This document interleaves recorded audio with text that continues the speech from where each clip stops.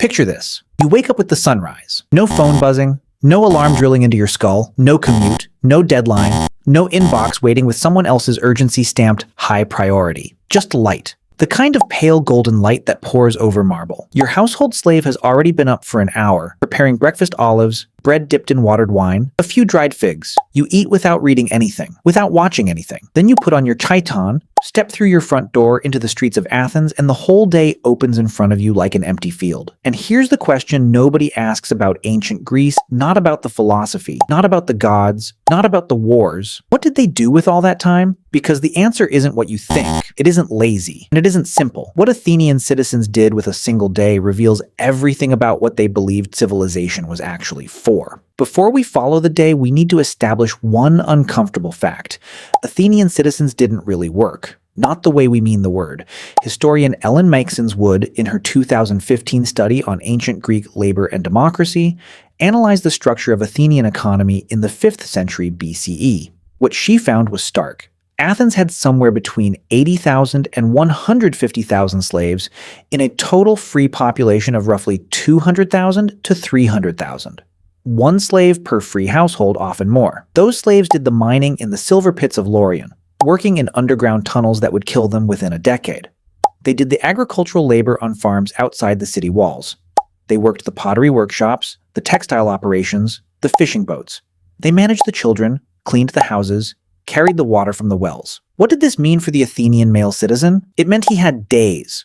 Whole, open, unstructured days that no master claimed and no employer owned.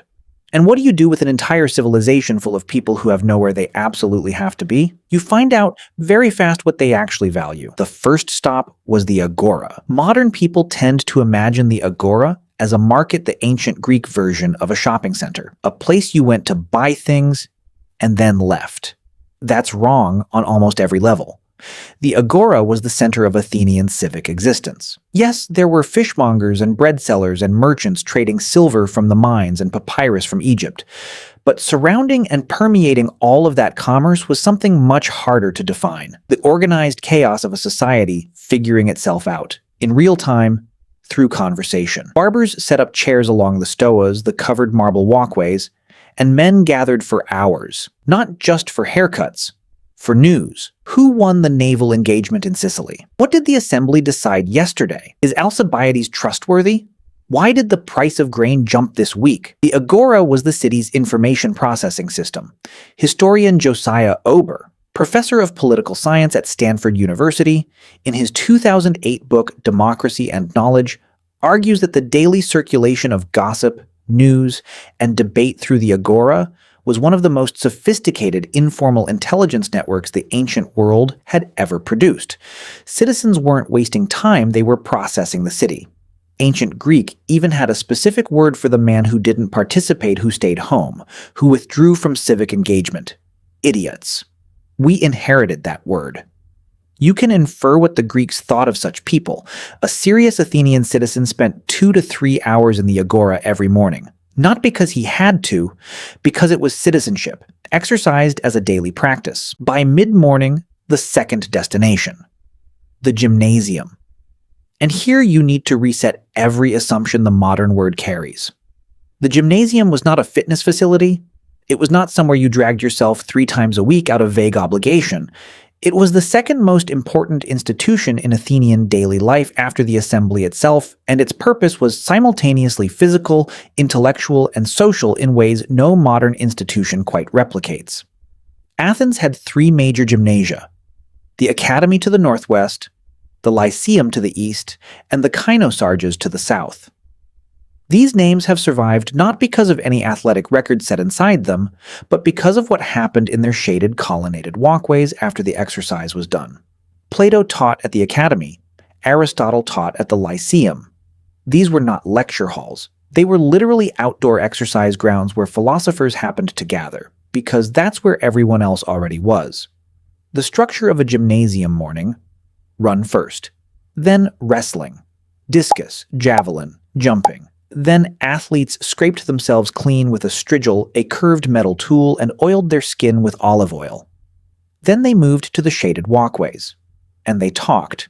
Historian Paul Cartledge, emeritus professor of Greek culture at Cambridge University, in his 2009 book Ancient Greek Political Thought and Practice, argues that the Gymnasium was one of the few spaces in Athenian society where strict class hierarchies somewhat dissolved.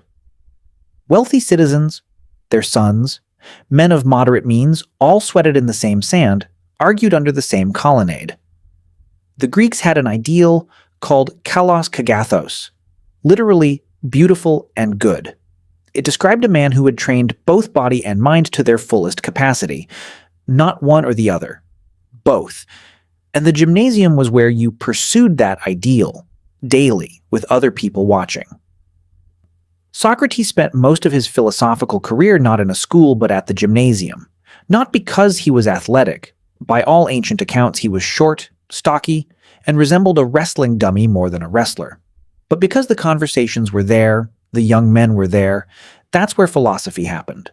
Every 10 days, roughly 3 times per month, the Nix hill above the Agora filled with thousands of men. The Ecclesia, the Athenian assembly, was the direct democratic institution at the core of Athenian governance. Any male citizen could attend. Any male citizen could speak. Any male citizen could vote on war, on peace, on legislation, on the exile of individuals deemed dangerous to the city. And crucially, citizens were paid to come. The attendance payment, introduced by Cleophon and later raised by Agorius in the early 4th century BCE, was specifically designed to ensure that poorer citizens could afford to participate without sacrificing a day's income. Democracy, the Athenians understood, collapses when only the wealthy can afford to show up. Classical scholar Mogens Herman Hansen, in his landmark 1991 study The Athenian Democracy in the Age of Demosthenes, estimated that in any given year, as many as 1 in 6 adult male Athenian citizens held some form of official public position selected by lot for jury service, for the Council of 500, for rotating administrative committees. 1 in 6. The state was not something Athenians observed from a distance. It was something they built and managed in rotation every few days. But there was another claim on an Athenian citizen's time that modern people consistently underestimate: theater. The dramatic festivals of Athens, the city Dionysia, held each spring, and the Lanaia in winter were not optional cultural events. They were civic and religious obligations attended by citizens, visiting foreigners, and the city's elite alike, sometimes for 3 consecutive days. A single day of the city Dionysia festival included 3 full tragedies, a satyr play, and a comedy performed consecutively, beginning at sunrise, in the open-air theater of Dionysus on the slope of the Acropolis. Citizens sat for 8 to 10 hours, watching Oedipus discover what he was, watching Medea decide what she was capable of, watching Aristophanes satirize the very politicians sitting in the front rows. Classicist Simon Goldhill, in his 2004 book Love, Sex, and Tragedy, argues that Athenian theater was one of the primary spaces where the city examined itself, where questions of justice, revenge, fate, and political legitimacy were rehearsed publicly,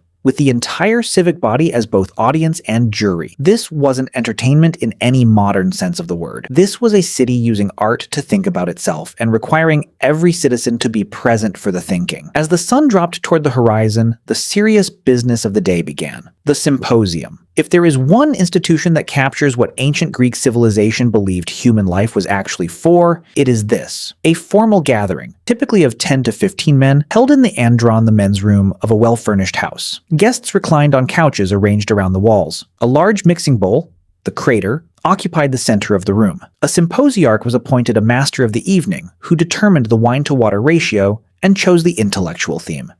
The themes were not trivial. What is justice? What is the nature of love? What does a good city owe its people? How should a man face death? Is there a meaningful difference between courage and recklessness? Philosophy, poetry, music, and argument intertwined over hours.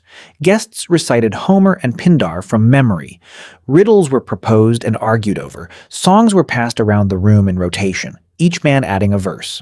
Philosopher Martha Nussbaum, in her 1986 study The Fragility of Goodness, argues that the Athenian Symposium was one of the primary educational institutions of the ancient world, not because it was formal, but because it was adversarial.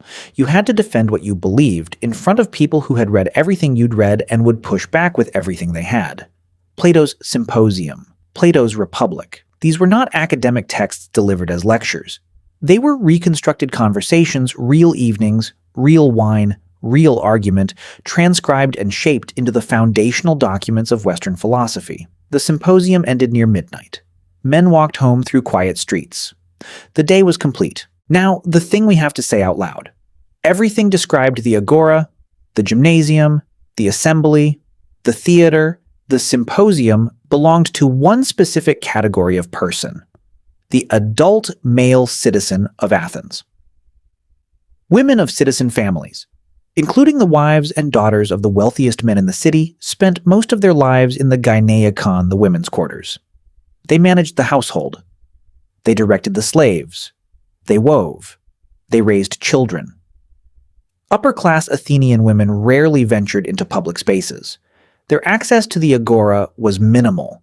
Their access to the Gymnasium, the Assembly, or the Symposium was zero.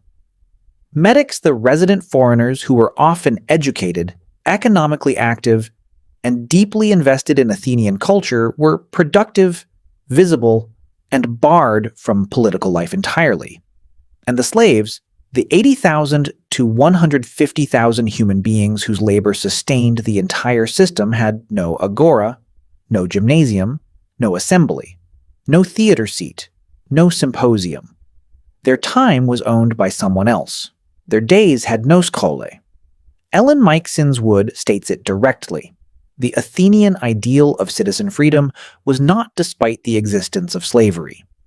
It was made structurally possible by it. Every hour the citizen spent at the Gymnasium, every evening at the Symposium, every morning at the Agora, all of it rested on the compelled labor of people who were never consulted about the arrangement. This doesn't make the achievements of Greek civilization less remarkable, but it does make them harder to celebrate without complication. Here's the word at the center of all of it: Skholē. The Greeks had a concept we translate as leisure, but the translation guts the meaning completely. Skholē didn't mean vacation. It didn't mean laziness. It didn't mean time off. It meant freedom from necessity, the state of no longer being required to serve another person's needs, so that you could turn your attention toward what actually mattered: philosophy, civic virtue, physical excellence, friendship, art, conversation. From Skholē, we get our word school, because the Greeks understood something that modernity has almost entirely reversed. Leisure is not the reward you receive after completing important work. Leisure is the condition that makes important work possible in the first place. Aristotle wrote in his Politics that no city could produce genuine excellence in thought, in governance, in art, in war if its citizens were denied Skholē. Compelled labor, for Aristotle, was necessary but inferior. It kept you alive. Skholē was what made you fully human. Here is what I keep returning to. We have built a culture that treats busyness as a moral signal. I'm so busy is a status claim. Rest is a character flaw. A free afternoon is something to apologize for or fill immediately. We call it productivity. We call it ambition. We call it hustle. The Athenian citizen class would have found this bewildering and then, on reflection, genuinely sad. They knew precisely what a day was for. The Agora before noon, the Gymnasium by midday, the assembly when called, the theater when the festivals demanded it, the Symposium when the evening required thought rather than sleep. And woven through all of it argument, friendship, the slow construction of a self that could hold its shape under scrutiny. Were they hypocrites? Absolutely. They built their concept of human freedom on the labor of people they refused to count as human. They spoke of equality in the assembly while 100,000 enslaved people did everything that made the assembly possible. But the insight they were reaching towards, that what a civilization produces in its moments of compelled urgency is rarely what survives, and that what it produces in its moments of chosen, structured leisure is almost always everything that matters. That insight is still sitting there. In the silence between your notifications, waiting for you to have the time to notice it.